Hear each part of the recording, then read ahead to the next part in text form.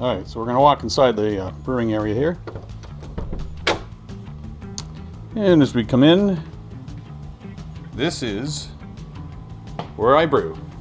Just going to close the door here. So you can see I've got a fridge down here that I keep my brews in. Right here. Alright, and here's some brewing things here I put on display. Just some magazines. Those are old magazines, by the way. I just threw them up there. I got my keg here. Right now the keg's empty. Nothing going on there right now. I'm working on it though, guys. Working on it. Got a little shelf up here, or a little cupboard area that I keep a bunch of stuff in.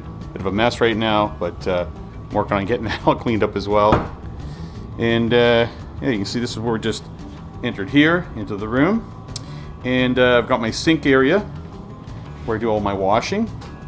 And got a nice, pretty deep sink here. It's pretty good for cleaning bottles and my carboys and stuff. That's one thing I would say for sure is get a large sink. You'll need it. Without it, it's a pain. There's my tree of bottles I use for cleaning there, and actually hanging up there.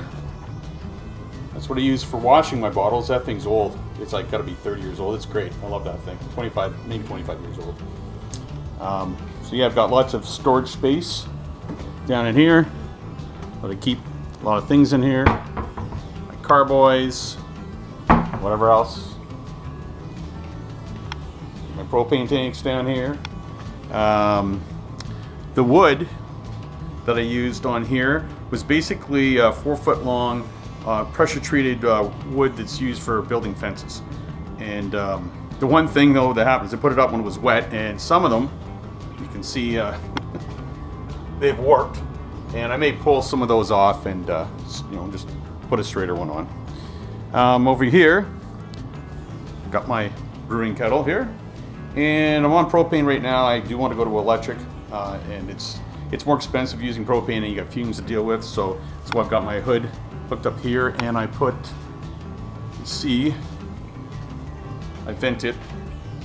Sorry with the light there.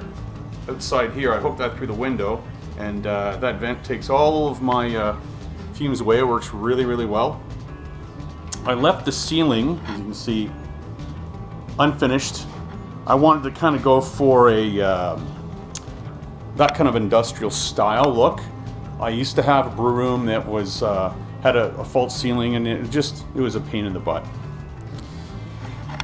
Here's my table that I do all my brewing on. There's my mash tun. I'm not as happy with this mash tun as you would think, because, just sit this down for a sec.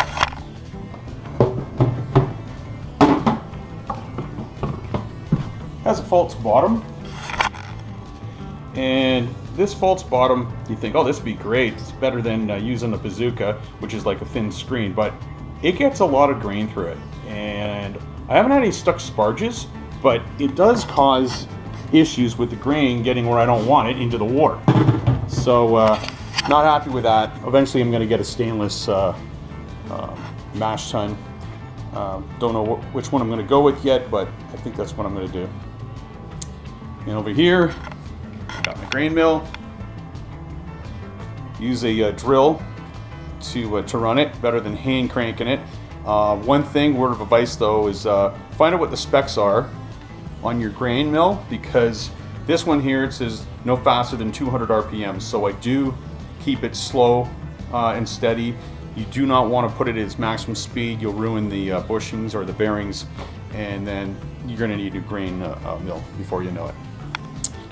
Got a nice cabinet here that my wife bought because she rides horses, but then decided she didn't need it, so I took it, sure. And it's really good for holding all my brew stuff. Okay, it makes a big difference to have somewhere to keep like your grain. There's my 2-row there, and I think that might be some Aris Otter, and it's awesome to close everything up. Keeps the mice out from chewing up all of your grain. But it's just something that really helps to keep organized. Being in this hobby for few years now, it's great to have your own space. And of course, there's a dartboard. I use that dartboard when I'm down here, usually by myself, just throwing darts at it. Maybe during a mash when I'm waiting, you know, got maybe 10-15 minutes to wait for something to do in the brew.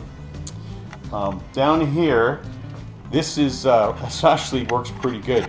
This is where I can do lagering, and right now my Kolsch that I've done a video on, my Kolsch is in here bubbling away. There it is. There's my Kolsch.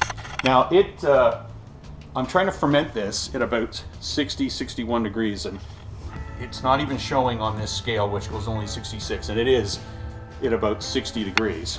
And it's just, you can see, it's slowly bubbling away, which is what I want. I want this to ferment slow to keep the esters really, really low. It's US05 yeast. It is an ale yeast, top fermenting, but I'm trying to mimic what they did in Germany. That way, it's going to be clean and crisp for an ale because it's not a lager. And then I'm going to cold crash it, and then I'm going to keg it.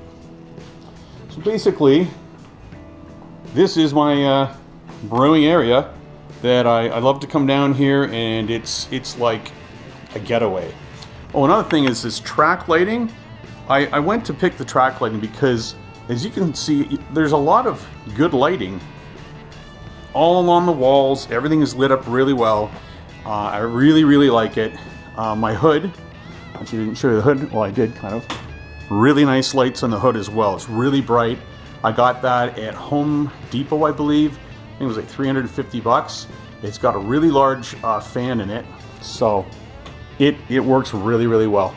And there's not that much steam that's produced because it's just a 15-gallon pot, but I will be going to hopefully a 20 or a 25-gallon pot because I want to start to be able to do bigger brews so I don't have to brew as often. Another thing I have to bring in here is I need to bring in some water. You might say, well, there's water pipes there. With these ones, most of these pipes are soft water, so I have to bring it through this wall right here, hard water. And the reason I want that there is because it's for when I cool the wort, and I need it for my plate chiller. This here's my apricot sour that I just did a video on yesterday.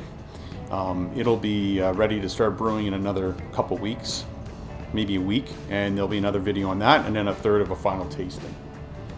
So that's basically everything. Oh, actually under here, I'll show you these. This here has got another couple months to go. This is a Russian Imperial Stout. I actually just ordered some labels for these bottles. I brewed this about 3 weeks ago, and I didn't do a video on it, but we will do a tasting on this as well. This is about 9.5 or 10% alcohol. So this is a keeper. This is something that's going to sit around hopefully for a year or two, getting better and better as it goes. All right. So if you guys have any comments or questions on the video here, please click them down below. Please subscribe if you haven't. And that concludes my video of my brew room. Thanks.